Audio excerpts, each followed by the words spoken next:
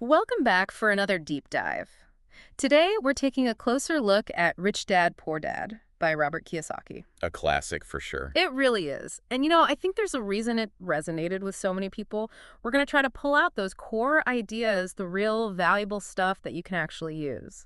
Sounds good. So, a friend actually recommended this book to me a while back. And I have to say, it really challenged how I thought about money. Yeah. In what way?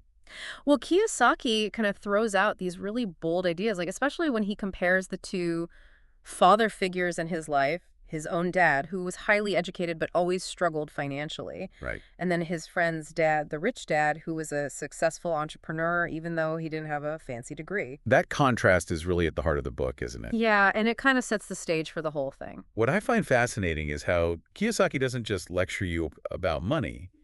He throws you right into a story. Hmm. Remember 9-year-old Robert working for Rich Dad for like 10 cents an hour? Oh, yeah. It makes you wonder, like, what's the point? Why even bother? Exactly. And that's where Kiyosaki's genius comes in. He's not teaching you the typical work hard and you'll get ahead lesson. He's setting up something much bigger, the difference between working for money and having your money work for you. Okay, so that tiny wage is like a symbol of how limiting it is to just trade your hours for a paycheck. Precisely.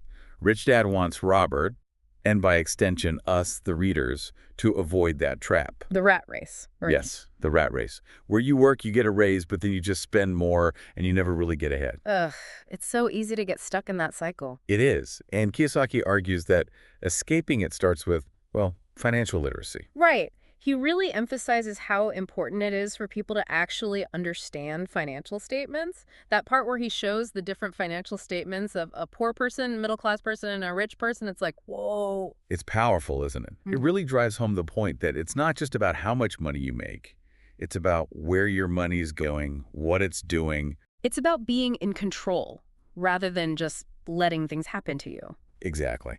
And that brings us to minding your own business, as Kiyosaki puts it. And I don't just mean starting a company. Right, it's bigger than that. It's about building your asset column, not just focusing on your income. Kiyosaki tells the story of Ray Kroc, the guy behind McDonald's. Yeah, I love that story. Kroc famously said that he wasn't in the hamburger business, he was in the real estate business. It really makes you think about businesses differently. It highlights the importance of assets, things that put money in your pocket. Yeah. Businesses, of course, but also stocks, real estate things that generate income. So you could have a high income but still be trapped in the rat race if you're not building assets. Exactly. Interesting. Okay, what else? What are some other big ideas? Well, Kiyosaki doesn't shy away from potentially controversial topics either. He talks about taxes and corporations. Yeah, that part felt a little like he was revealing a secret. He's definitely shedding light on a system that most people don't really understand.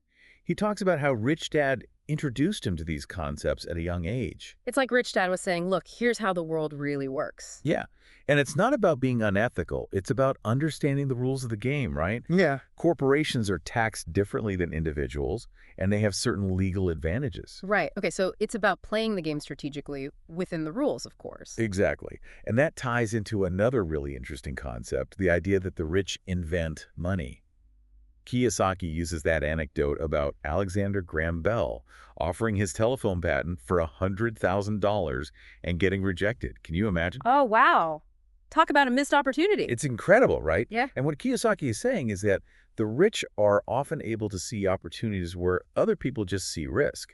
They're creative, they think outside the box, they understand that value can be created. So it's about being able to spot those hidden opportunities, those diamonds in the rough.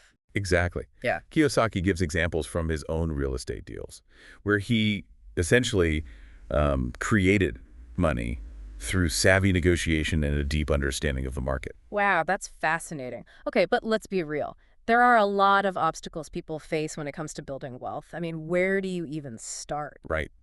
Kiyosaki acknowledges those obstacles. In fact, he outlines 5 major reasons why people don't get rich: fear, cynicism, laziness, bad habits, and arrogance. Yeah. Those are pretty universal, aren't they? They are. And I think for someone like you who's clearly motivated to learn and grow, fear can be a big one. Fear definitely holds me back sometimes. It's understandable. But Kiyosaki argues that fear is often based on, like, irrational beliefs or assumptions. And he tells this great story about the Alamo. Oh, yeah. What was the takeaway from that again? Well, it's about courage, isn't it? Even in the face of overwhelming odds. He's saying that there's always a choice to be made to give in to fear or to stand your ground. It's a powerful metaphor for the challenges we all face. It is. And it's Yeah. a reminder that we have more control than we think. Okay, so we've talked about the rat race, the importance of financial literacy, minding your own business, even inventing money. We've touched on the obstacles that hold us back and that idea of courage. But I guess the big question is, how do we actually apply all of this? Right. What are the actionable steps? Exactly. Let's get into that. So we've explored some of those core ideas from Rich Dad, Poor Dad, like understanding financial statements, breaking free from that rat race. And building assets instead of just focusing on income. Right. But, it's one thing to understand these concepts. It's another thing to actually put them into practice. Absolutely. It's where the rubber meets the road, as Yeah. they say. Okay, so let's dig into that. Remember that story Kiyosaki tells about buying real estate during a depressed market? Oh, yeah, the one where he finds a property for, like, way below market value. Yes. And then flips it for a quick profit. It sounds so, I don't know, almost too easy. Well, he definitely makes it sound pretty straightforward in the book. Right. Like, is it really that simple? I mean, it's never that simple, right? Right. But I think the key takeaway there is that he was able to see an opportunity that other people missed. Mm-hmm. He had the knowledge, the skills to really make that deal work. So it wasn't just about getting lucky. No, not at all. He understood the market, he knew how to negotiate, and he used creative financing to basically unlock the hidden value in that property. So it was about having that financial intelligence, that savvy to see what others didn't. Exactly. And, this actually ties into one of the most controversial things Kiyosaki says in the book. Oh, you mean about a house not always being an asset? Yes, Yeah. that one. I mean, it really challenges how most people think about homeownership. I know, right? Like, a house is supposed to be the American dream, the ultimate goal. It is. But Kiyosaki argues that a true asset puts money in your pocket, while a liability takes money out. And a house, with the mortgage payments, the property taxes, all the upkeep. It can definitely feel like a drain on your finances. It can. So he's saying we need to shift our thinking, look at it from a cash flow perspective. Right. Is this purchase adding to my income, or is it taking away from it? That's a really different way of looking at things. Okay, so we've got this idea of shifting our thinking, challenging conventional wisdom. And that actually reminds me of what Kiyosaki says about the traditional education system. Oh, yeah, he's pretty critical of schools, isn't he? He is. He basically says that schools prepare us for jobs, but they don't really teach us about money. Like how to manage it, how to invest it, how to actually build wealth. Exactly. He thinks personal finance should be like a mandatory part of the curriculum. I think a lot of people would agree with him on that one. It's such an essential life skill. It is. Okay, so we've talked about challenging the status quo, the importance of financial education. What else? What other kind of practical advice does Kiyosaki give? Well, he talks a lot about the importance of learning from people who are already successful. Finding mentors, building relationships with people who can guide you. So it's not just about reading books and listening to podcasts. Right. It's about surrounding yourself with the right people. People who are already doing what you want to do. People who can share their knowledge and experience. That makes a lot of sense. Okay, so find mentors, build relationships. What else? And don't be afraid to collaborate. Partner with people who have skills that you don't have. Leverage the power of teamwork. I'm seeing a theme here, challenging conventional wisdom, thinking outside the box, being willing to step outside of your comfort zone. Exactly. That's a big part of Kiyosaki's message. Okay. Now, I'm really curious about this cash flow quadrant that he talks about. Can we dig into that a little bit? Sure. So the cash flow quadrant is this framework he uses to explain the different ways that people earn money. It's divided into 4 quadrants: employees, self-employed, business owners, and investors. Yeah, I remember seeing the diagram in the book, but I'm still a little fuzzy on the details. Okay, so think of it this way. The E quadrant that stands for employees. These are the people who trade their time for a paycheck. Okay, that makes sense. What about the S quadrant? The S quadrant is for self-employed people or small business owners. They're essentially working for themselves. So both of those quadrants are still about working for money, right? Right. But now let's move over to the B quadrant. That stands for business owners. These are people who have created systems that generate income, even when they're not directly involved.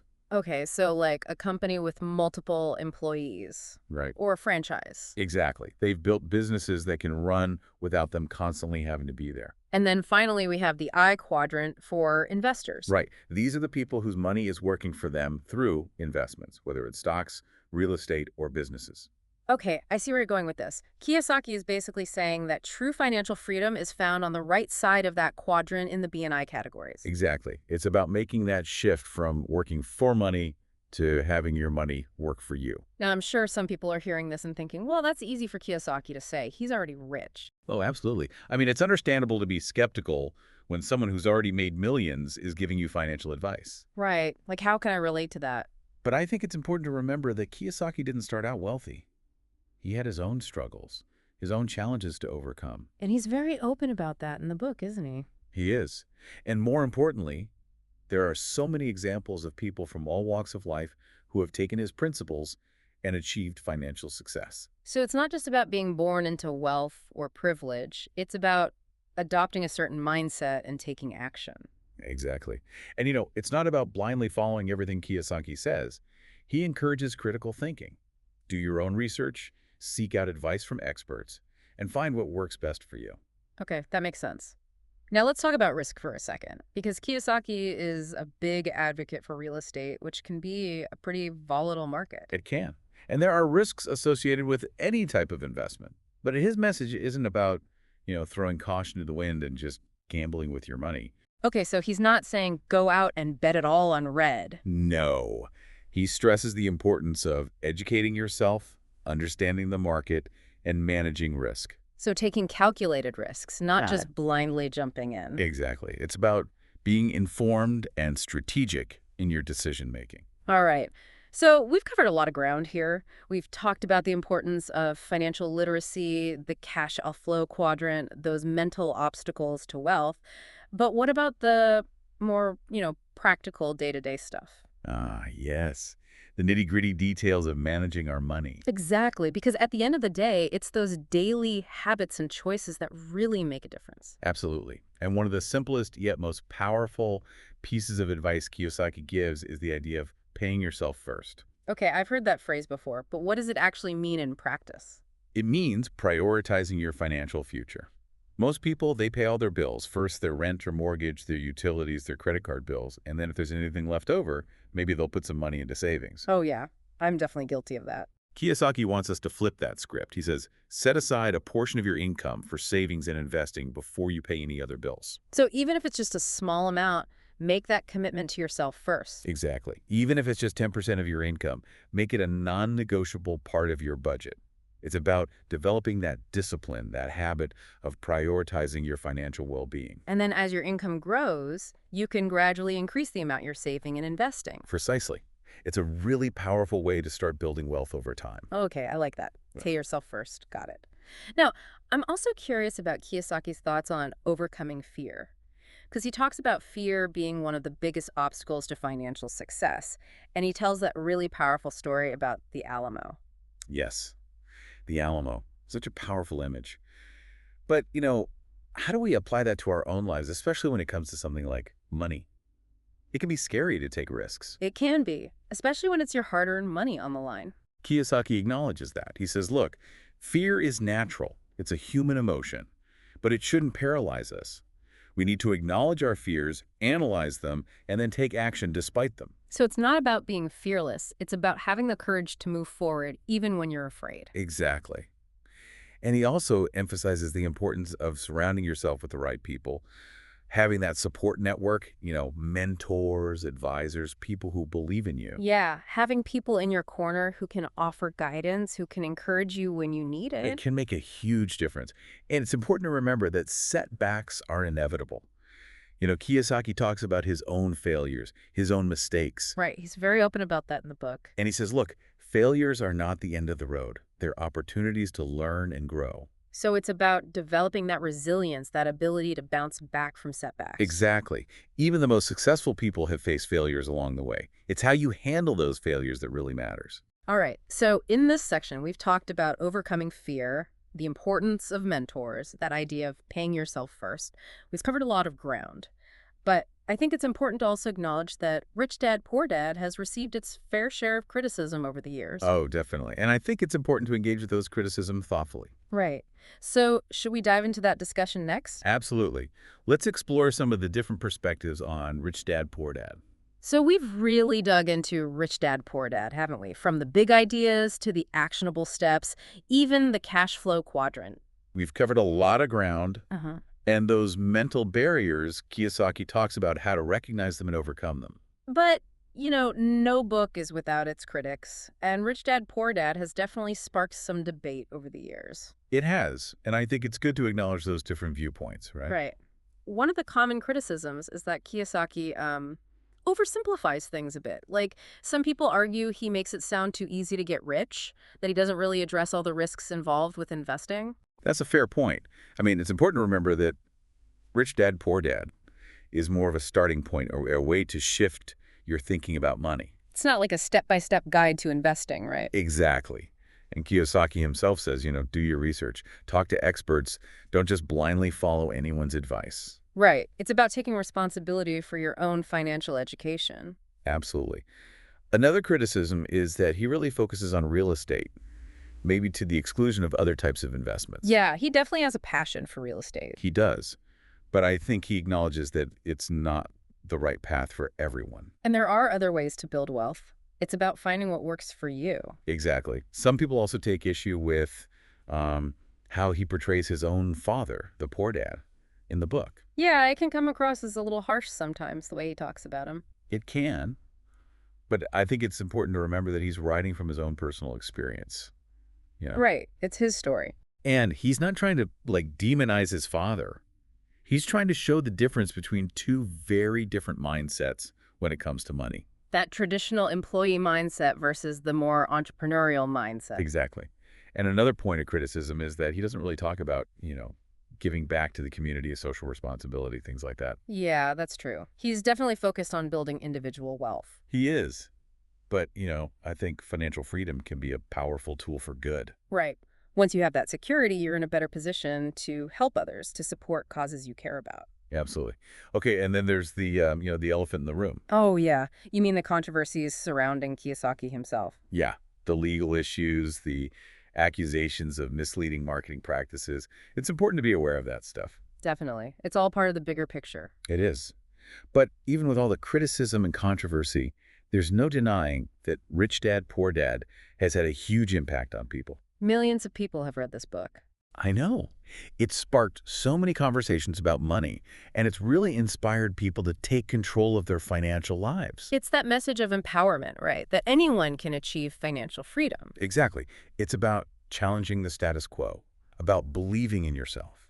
And ultimately taking action. Right. Because knowledge without action is meaningless. So we've gone deep on Rich Dad, Poor Dad. We've explored the principles, the strategies, the criticisms, the controversies. We've covered it all.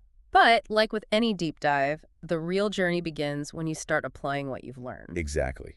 Take these ideas, those thought-provoking questions, and see what resonates with you. What can you do differently? Keep learning, keep exploring, and keep pushing yourself. Couldn't have said it better myself. Thank you for joining us on this depth dive. We'll see you next time, ready to explore another fascinating topic.